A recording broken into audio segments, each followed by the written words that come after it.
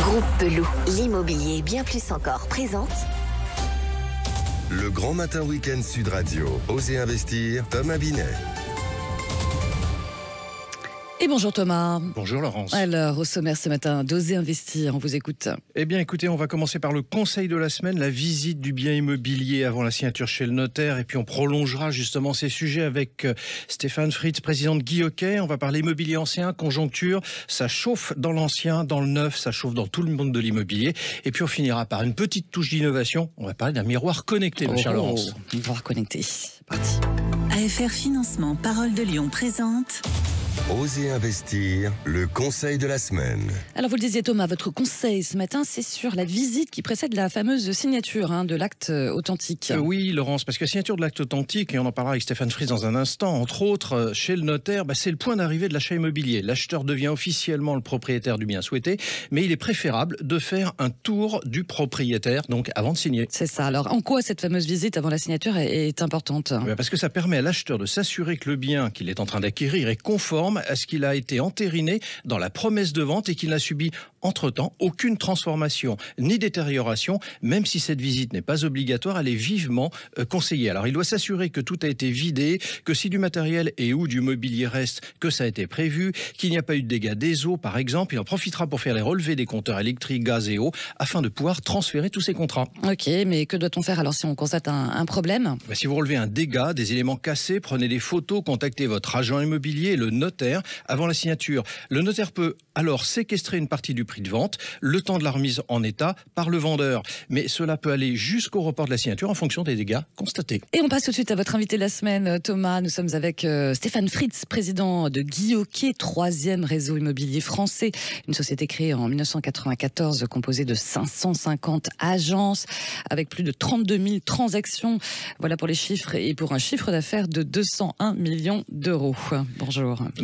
Bonjour Laurence. Bonjour Thomas. Bonjour Stéphane Fritz. Alors on reçoit aujourd'hui pour parler immobilier ancien, je le disais dans le lancement de l'émission, dans un contexte assez préoccupant. Mais avant d'aborder le sujet, de parler de cet immobilier ancien, moi je voudrais vous entendre suite aux propos de Véronique Bédague, qui est la présidente de Nexity, qui s'est exprimée il y a quelques jours.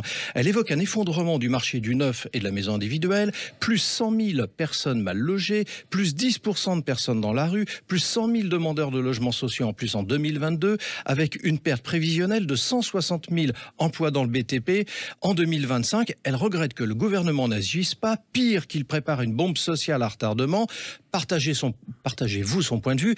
Point de vue d'ailleurs évoqué aussi par Geoffroy Roux de Bézieux, président du MENEF, Pascal Boulanger, président de la Fédération des promoteurs. Bref, toute la profession est en train de se liguer contre le gouvernement. Est-ce qu'il y a un effondrement en vue ?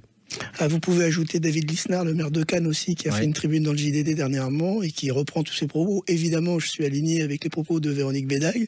C'est pas d'aujourd'hui qu'on dit qu'il y a un effondrement dans le neuf. En après-Covid, ça a été les maires déjà pendant les élections municipales, ça a été compliqué, la période Covid était compliquée et on construit de moins en moins alors qu'on devrait construire de plus en plus. Et tous les rapports aujourd'hui, et ils sont nombreux, les spécialistes de l'audit en France, les rapports Repsamen dernièrement, de la Glaise, démontrent qu'il nous faut environ 400 à 500 000 logements par an. Aujourd'hui, on va avoisiner les 300 000.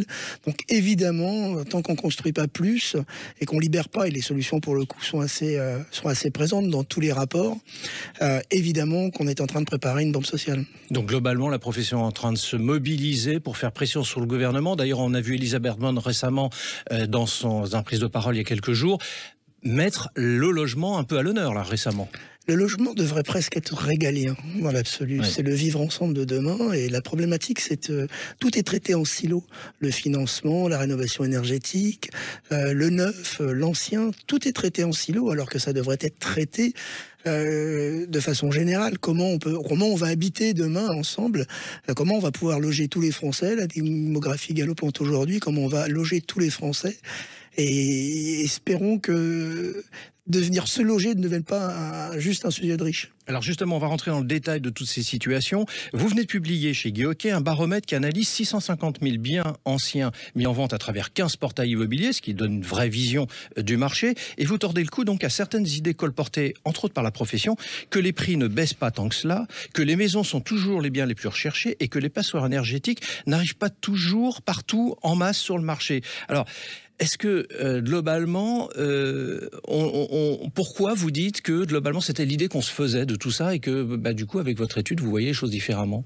C'est déjà la raison pour laquelle nous avons créé ce baromètre, c'est pour ne pas avoir un baromètre uniquement fait sur des parts de marché d'un réseau ou d'un autre qui sont somme toute assez minimes. Nous avons pris donc l'intégralité de l'offre aujourd'hui sur le marché, c'est-à-dire tous les portails. C'est pas que Guy Hockey, pour que tout le monde soit clair. Il y a les 32 000 transactions de Guy Hockey, mais il y a aussi également, il y a PAP, il y a Celloger, enfin il y a les 15 sites aujourd'hui. Et donc ça nous permet d'analyser des tendances. Est-ce que ça donne un vrai prix? Non, bien évidemment, mais ça nous donne des tendances. Et donc ça reste aujourd'hui le baromètre le plus exhaustif. Et quand on dit que ça baisse, parce que ça peut être éventuellement un ressenti de terrain, le baromètre dit le contraire. Dit qu'aujourd'hui ça a augmenté de 4,8% depuis l'année dernière. Évidemment, ça ralentit, puisqu'on a une augmentation de 1,5 seulement sur le premier trimestre. Donc oui, ça ralentit. Oui, aujourd'hui, il y a moins de transactions, il y a un volume moins important de transactions, mais c'est pas pour autant que le prix poursuit cette baisse. Alors, Stéphane Fritz, en même temps, on baisse peut-être en termes de volume de transactions, mais on avait atteint tellement des sommets que c'est pas tout à fait anormal. On est d'accord. Aujourd'hui, le marché a été boosté artificiellement pendant la période Covid. On revient à des niveaux normaux de volume de transactions dans l'ancien, aux alentours de 950 000, 900 000 transactions, c'est ce qu'on prévoit environ, sans être Madame Irma, c'est ce qu'on prévoit pour la fin de l'année. C'est un volume de transactions à peu près normal. Alors, au niveau des prix dans l'ancien, quelles sont les régions qui ralentissent le plus aujourd'hui? C'est ce que vous avez constaté, vous? Assez peu en réalité. Alors maintenant, ce qu'il faut dire aussi quand même sur le terrain, c'est que on a plus vite fait d'augmenter son prix que de le baisser. Donc il y a une certaine inertie aujourd'hui. Je pense que les prix vont un petit peu ralentissent et vont se mettre un petit peu à la marge sur aujourd'hui, les régions qui sont concernées, je crois que c'est les Hauts-de-France, l'Île-de-France pour des baisses et l'Est un petit peu. Et les villes qui progressent le plus? Alors les villes qui progressent le plus, je peux vous les donner puisque je les ai notées.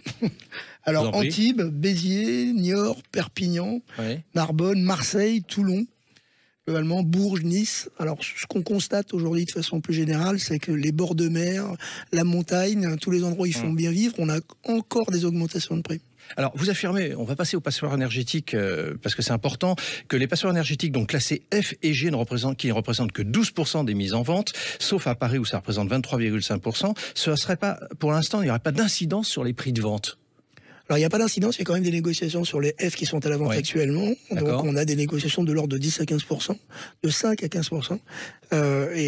Donc, on a quand même des négociations malgré tout. Cependant, ça n'a pas bougé, parce que 12%, c'est ce qu'il y avait comme F et G l'année dernière. Donc, on voit bien l'impact de la loi n'a pas mis plus de Alors justement, biens. L'impact de la loi, Stéphane Fritz, une question rapide, une réponse rapide. Le calendrier énergétique, on est tous d'accord pour dire qu'il n'est pas tenable. Il n'est pas tenable déjà pour une raison simple. Alors, pour plusieurs raisons, mais pour une toute simple. Il n'y a déjà pas suffisamment d'entreprises RGE, donc aujourd'hui reconnues garantes de l'environnement, pour pouvoir faire les travaux. Et il faut bien évidemment, pour passer d'une classe F à une classe E, on doit forcément avoir une entreprise RGE pour pouvoir avoir droit aux primes, aux aides, pardon. Merci Stéphane Fritz, on vous recevra dans un autre numéro, on verra l'évolution de votre baromètre dans quelques mois. Avec grand plaisir, merci à vous. Merci Stéphane Fritz, et je rappelle que vous êtes bien sûr le président de Guy Hockey.